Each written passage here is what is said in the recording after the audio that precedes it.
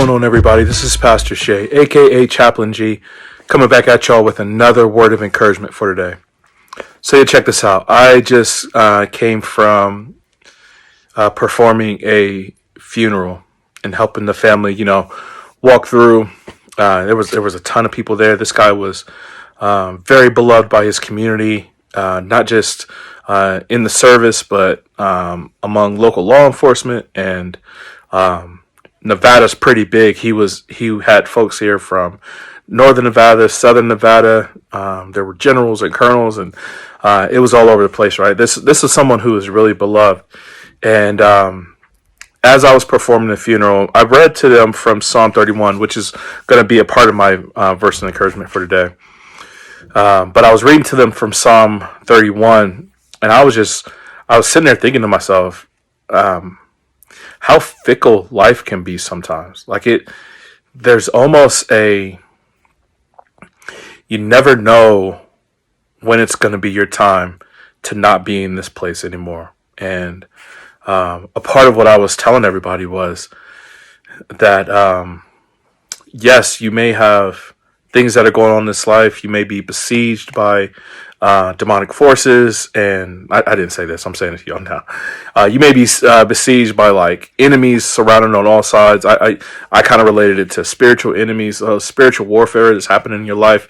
It drives you into depression, gives you suicide ideation, makes you do weird stuff, run to sins instead of your family, makes you in isolation. There's all kind of weird stuff that happens in this life, right? And we get besieged from every side, but where is the place where we run to? Where do we run for comfort? Where do we run to get protection from these enemies that are surrounding us on every side? For those of you who have never read Psalm 31, it's a really good read. This was one of the last things that Jesus had on his mind as he's up on the cross. A part of Psalm 31, it says, into your hand I commit my spirit. That was literally one of Jesus's last words as he was up on the cross. And so there's something about this psalm that draws us in. And I think it has to do with relying on God, even in the midst of your most challenging stages of life, man.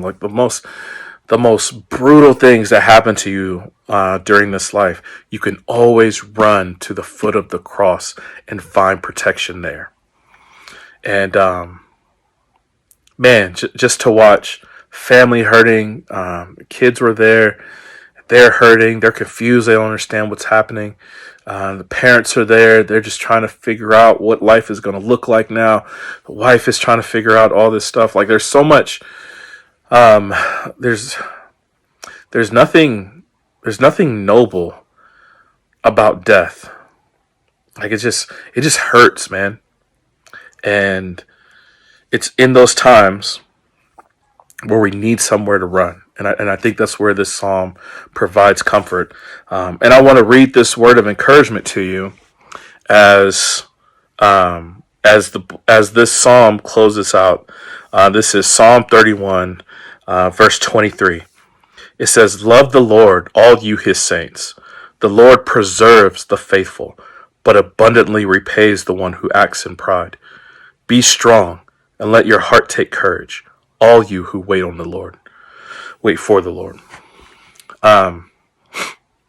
This kind of phraseology, it's found other places in the Bible, but it just hits different here that God is not taken off guard by the stuff we go through in this life. He wants to be that place where we find shelter. He wants to be the source of our help. There's other parts in the Bible that it asks the question, from where does our help come from? It comes from the Lord. And I think sometimes this life, man, we just get besieged by these invisible enemies, and we don't have a place to run, and we isolate ourselves, and it leaves family members behind scratching their heads, wondering what's next. And so my word of encouragement for you for today, man, love the Lord. Be strong. Let your heart take courage. Wait on him. Seek him and you'll find him. Call out his name. Call out for him and he will rescue you. He will never permit the righteous to be moved. Rely on him. Seek after him. Search for him. Turn your heart toward him.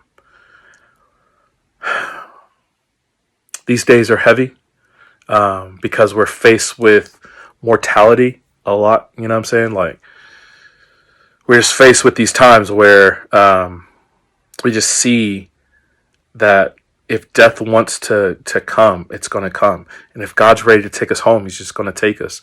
And up until that time, man, we have to prepare our own hearts. We have to prepare our family. We have to lead all of them to a safe and secure place.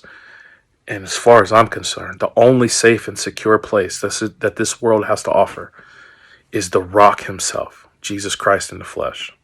So search for him. If you don't know him, let's chop it up. Hit me up in the email. I'd love to talk to you about it. Please make sure to like, share, and subscribe. I would love to hear from y'all. I'm praying for all of you. You know I love y'all, man. And until next time, grace and peace.